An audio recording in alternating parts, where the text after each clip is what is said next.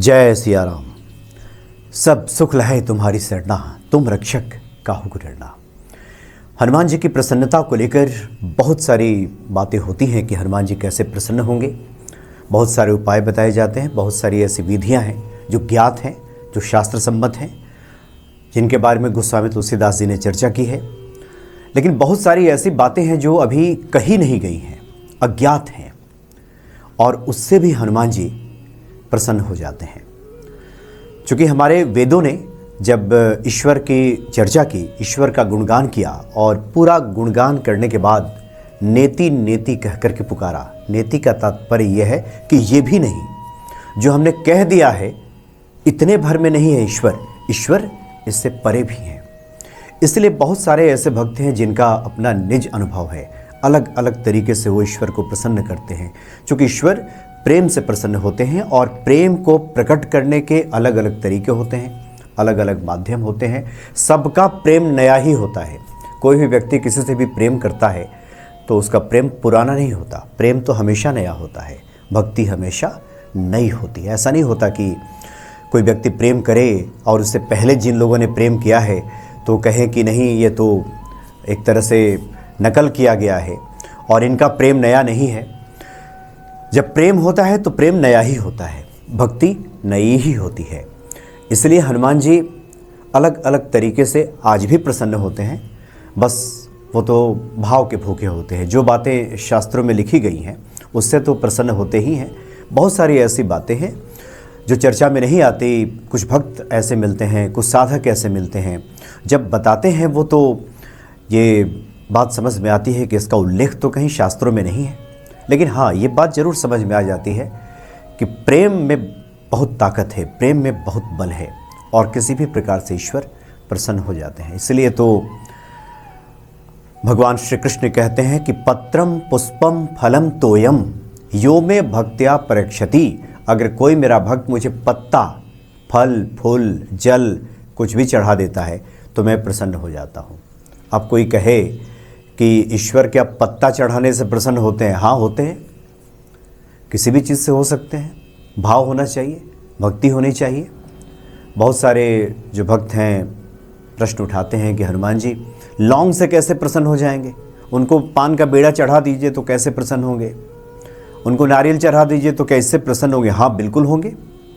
प्रेम में बहुत ताकत है और लोग भूल जाते हैं। शास्त्र सम्मत बातें अपनी जगह पे हैं।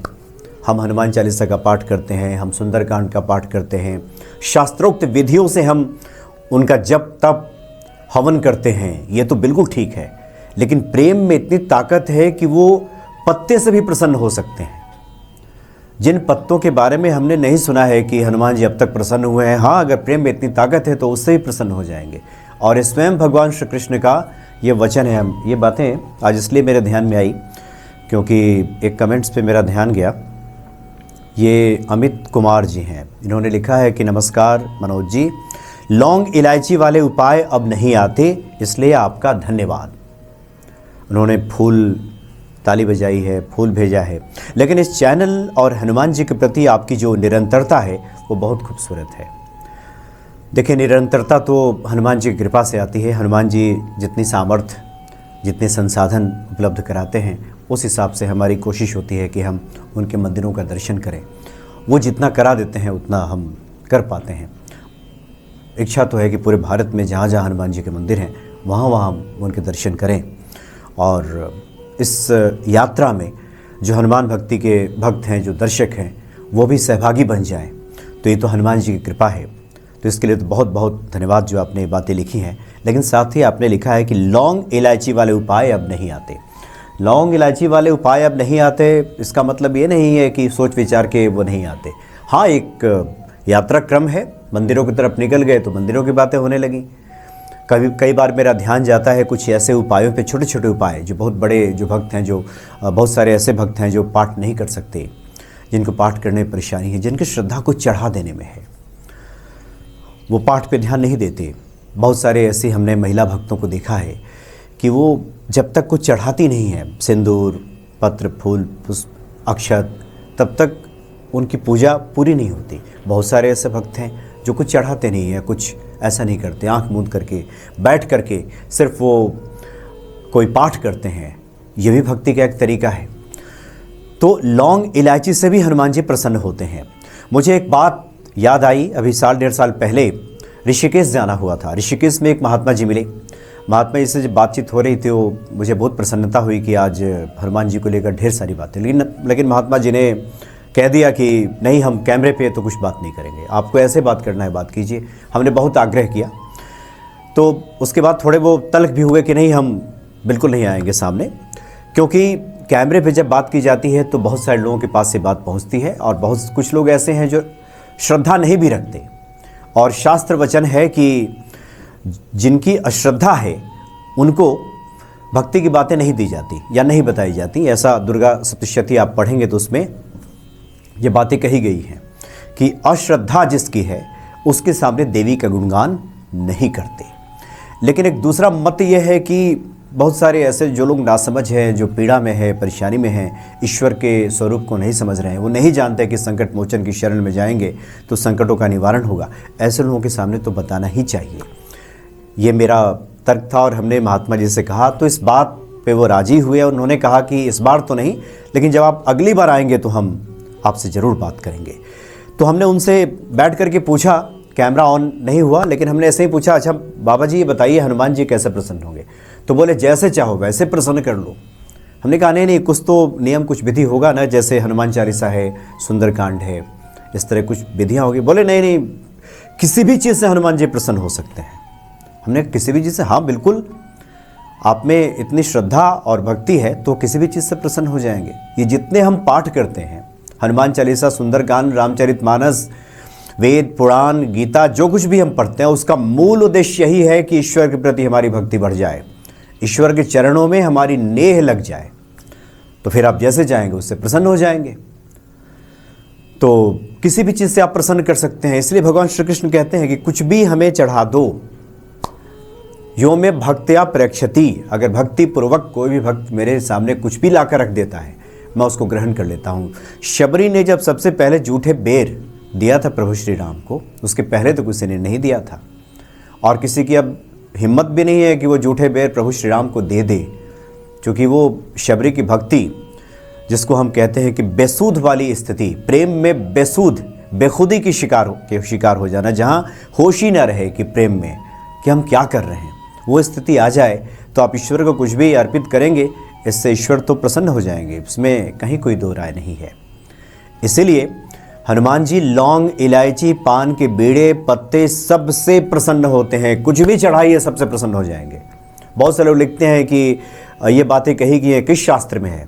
बहुत सारी जो बातें शास्त्र में वर्णित हैं, महात्माओं के अपने अपने अनुभव हैं। कुछ महात्माओं ने जो अपनी जीवनी लिखी है कुछ किताबों में, कुछ ऐसी भक्ति किताबें लिखी जिन्होंने अपना अनुभव साझा किया है, जिसमें ये सब बातें हैं कि इस तरह की बातें की गई तो उसका प्रभाव पड़ा। ज्योतिषीय दृष्टिकोण से देखेंगे तो प्रत्येक जो पदार्थ है, प्रत्येक जो वस्तु है, किसी न किसी चीज़ का प्रतीक है। पानी, ये ज्योतिषीय भाषा में कहें, ये चंद्रमा का प्रतीक है। तो इसी प्रकार से जितनी सारी वस्तुएं आप देखते हैं धरती पे, ये किसी न किसी का तत्व है, क्योंकि पंच तत्व के तहत ही सब आ रहे हैं और हर ग्रहों से इसका संबंध है। इस हिसाब से भी आप देखेंगे तो हनुमान जी प्रसन्न होते हैं। अब जैसे काली वस्तुएं हैं, काली वस्तुओं का संबंध शनि से माना जाता है, और वो काली वस्तुएं उड़द हो, लौंग हो, इस तरह की चीज़ें जब हनुमान जी को अर्पित करते हैं तो शनि जनित जो पीड़ा है आपकी दूर हो जाती है। लाल वस्तुएं जब आप अर्पित करते हैं, जिसका मंगल ठीक नहीं है, वो लाल वस्तुएं वो लोग अर्पित करते हैं। पीले वस्तुओं का आप जब दान करते हैं, पीले जो पुष्प हैं या कोई वस्तु है, इससे बृहस्पति ग्रह का संबंध है। तो इस हिसाब से भी देखेंगे तो कोई भी जो चीज़ इस पृथ्वी पे है, कुछ भी अलग नहीं है, सब एक दूसरे से जुड़ा हुआ है। इसलिए हनुमान जी कैसे प्रसन्न होंगे, कुछ ज्ञात बातें हैं जो शास्त्रों में है, जो हम संतों के मुख से सुनते हैं। इसलिए हम किसी भी मंदिर में जब जाते हैं, किसी भी संत से मिलते हैं तो पूछते हैं कि हनुमान जी प्रसन्न कैसे होंगे। कभी कभी लोग ये लिख डालते हैं मजाक में ही सही कि लगता है कि आप पता करके ही मानेंगे कि हनुमान जी कैसे प्रसन्न होते हैं। हम तो अनुभव जानना चाहते हैं लोगों के। हनुमान जी तो किसी भी चीज़ से प्रसन्न हो सकते हैं। आप अब तक तो आपने नहीं सुना है कि हनुमान जी को नीम के पत्ते चढ़ाया जाए तो प्रसन्न होंगे। कभी कभी तो लोग मिलते हैं वो नीम के पत्ते भी चढ़ा देते हैं तो हनुमान जी प्रसन्न हो जाते हैं। कोई भी फूल, अब तक हम सुनते हैं कि पीले फूल और लाल फूल हनुमान जी को चढ़ाने चाहिए, उससे प्रसन्न होंगे। सफ़ेद फूल ही प्रेम से चढ़ा दीजिए, प्रसन्न हो जाएंगे। संबंध यहाँ प्रेम का है। ये प्रेम कैसे बढ़े इसलिए सब बातें की जाती, इसलिए निरंतर मंदिरों का दर्शन, निरंतर उनकी कथाओं का श्रवण, निरंतर संतों के अनुभव, भक्तों के अनुभव सुनने का एक ही मतलब होता है कि हनुमान जी के प्रति हमारी श्रद्धा बढ़ जाए। इसलिए अमित कुमार जी, जब मौका मिलेगा तो फिर हम लौंग की भी बात करेंगे, नारियल की भी बात करेंगे, पत्तों और पुष्पों की भी बात करेंगे, क्योंकि जो कुछ भी हम जानते हैं वही पूर्ण नहीं है, सब अपूर्ण है। डॉक्टर हरिवंश राय बच्चन की एक कविता है कि है यह अपूर्ण संसार न मुझको भाता, है यह अपूर्ण संसार नहीं मुझको भाता, मैं सपनों का संसार लिए फिरता हूँ, मैं जग जीवन का भार लिए फिरता हूँ। ये जो संसार है ये अपूर्ण है। इसी पूर्णता की तलाश में हर व्यक्ति लगा हुआ है और पूर्ण है वो ईश्वर है। इसलिए अब तक जो ज्ञात है वो है, जो नहीं है ज्ञात वो भी है। और हनुमान जी अब तक जिन चीज़ों से, जिन पाठों से प्रसन्न नहीं हुए हैं, अगर हमारे प्रेम में बल है, ताकत है, तो उससे भी प्रसन्न हो जाएंगे, क्योंकि प्रेम में बहुत बड़ी ताकत है। ईश्वर भाव के भूखे हैं। इसलिए हर भक्त का, हर प्रेमी का प्रेम बिल्कुल नया है। आप जिस किसी से भी पूछेंगे कि हनुमान जी की कृपा आप पे है तो आपने हनुमान जी को कैसे प्रसन्न किया, तो बहुत सारे लोग तो कई बार समझ नहीं पाते कि कैसे वो प्रसन्न हो गए। लेकिन अगर बारीकी से आप विवेचना करें, विश्लेषण करें, तो आप पाएंगे कि जिन पाठों को आपने किया वो तो किया ही, लेकिन कुछ ऐसे भाव आपके भीतर आए जो बिल्कुल नए थे, बिल्कुल नए नए भाव थे। कुछ अंदर आपके स्फुरित हुआ और आपको लगा कि यहाँ से हनुमत कृपा की शुरुआत हो गई है। इसलिए हनुमान जी को लेकर ये ना समझें कि अब तक जो कहा गया है उसी से प्रसन्न होंगे। और हनुमान भक्ति पे या हनुमान भक्ति से संबंधित जितने सारे अन्य जो माध्यम है, जो चैनल्स है जहाँ हम ये बातें करते हैं, सिर्फ एक ही इसका उद्देश्य है कि हमारी ये भक्ति, ये विश्वास बढ़ जाए। और एक बात और आज हम स्पष्ट कर देते हैं, सबसे पहले तो मेरी भक्ति बढ़ जाए। और हम बार बार जिनसे हमारी मुलाकात होती है हम उनसे कहते हैं कि उद्देश्य तो यही है कि खुद का कल्याण, खुद का मंगल, और इस यात्रा में अगर लोग सहभागी बन जाएं तो ये तो हनुमान जी की कृपा है। हनुमान भक्ति पे इतने सारे लोग आ गए हैं, लगभग 2.5 लाख सब्सक्राइबर्स हैं, करोड़ों लोग हनुमान भक्ति को देखते हैं, तो ये तो हनुमान जी की महिमा है, हनुमान जी की कृपा है।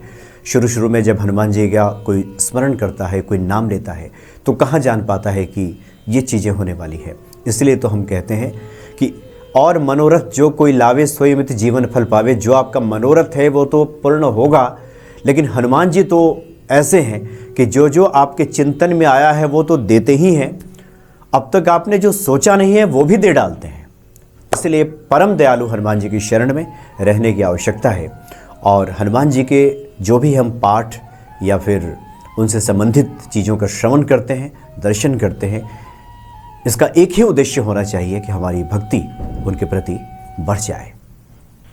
जय सिया राम।